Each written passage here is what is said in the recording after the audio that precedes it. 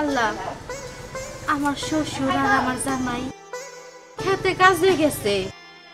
তারা যখন আইসা আমার কাছে খাবার চাইবো তখন আমি খাবার কই থেকে দিব?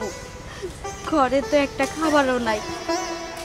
বিথি, বিথি কই তুমি? বিথি,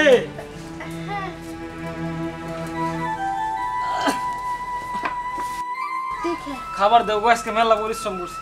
খাবার? তুমি একটা কাজ করো, যে হাত মুখ ধুয়ে বসো, আমি খাবার নিয়ে আসতেছি। আর একটু হওয়া বাকি আছে, যাও। আরো সময় লাগবে। আচ্ছা, তাড়াতাড়ি লয়ে আয়ো।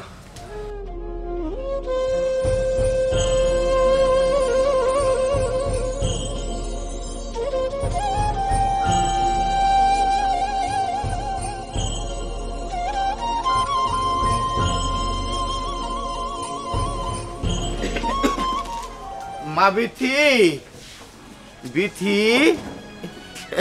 কয়টা খাওয়ান দিবা মা? খুব ক্ষুধা পাইছে আমার, আর হাত পা ভালো লাগতেছে না, কাঁপতেছে খিদে ঠেলায়।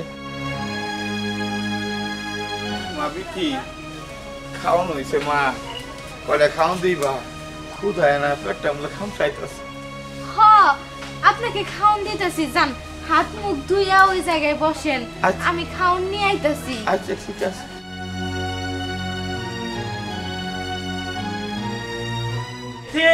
এদিকে হাতে একটু।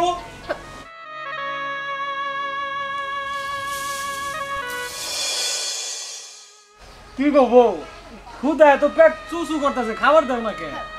দিতাছি, মানে গরম জিনিস তো, কেবলই তুমি খেতে থেকে আইছো, এখন তো গরমটা খাইতে পারবা না। দেও তো, গরম আর সরম, ক্ষুধায় পেট ব্যথা করতেছে। দাও ফুপারে খাম দাও। কি ব্যাপার ভাবি?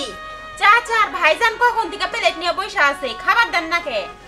আসলে ভাবি, ওই কইতেছিলাম কি গরম, এর লেগে কইতেছি। গরম? আমি দিতাছি। ভাবি দেখার দরকার নাই। আরে রাখেন তো।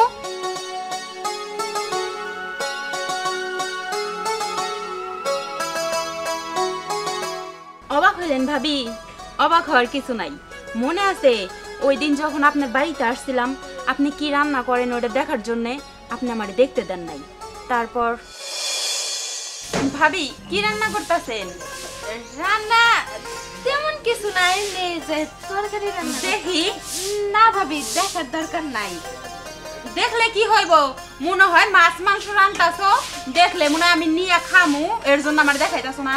আরে না ভাবি, আপনি যা মনে করছিলেন আসলে তেমনটা না। দেখি কি হইব? আরে না ভাবি, না করতেছি তো। না জানি ওগো বাসায় খাইতে জন্য আইছি।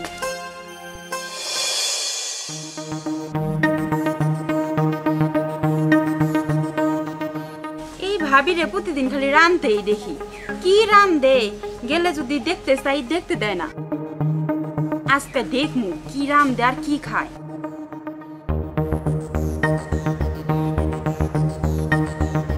ওই তো চলে গেছে, দেখি এখন যাই কি রান্ধে।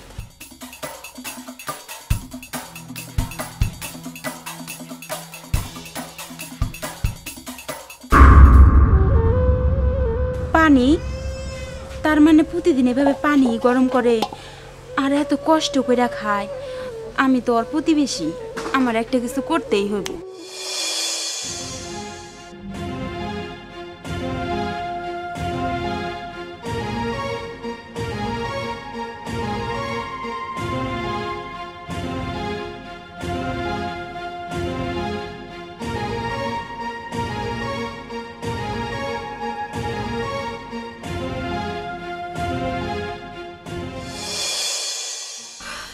ভাবি, আমি আপনাকে প্রতিবেশী, আমারও তো দায়িত্ব আছে আপনাকে সুখ দুঃখের ভাগিদার হওয়ার। ভাবি, চাচা, ভাইজান, আমি যতদিন বাইসা আছি আপনাকে সাথে এইভাবে আমি থাকতে চাই। ভাবি, চাচা, ভাইজান, আপনারা খিচুড়ি খেয়ে নেন। ভাবি, আমি আপনার এই ঋণ শোধ করতে পারবো না কোনোদিনও। আপনি আমার বৃদ্ধ শ্বশুরের মুখে খাউন তুইলা দিয়েছেন। আমার শ্বশুরটা কাজ করে আসে, না খাইয়া থাকে, আমি কিছু খাইতে দিতে পারি না। কতবার বলে, বৌমা আমার অনেক ক্ষুধা লাগছে, আমারে খাউন দাও। কিন্তু কোন ভাবি, আমি কি করবো? আমার ঘরে তো একটা খাউনও নাই।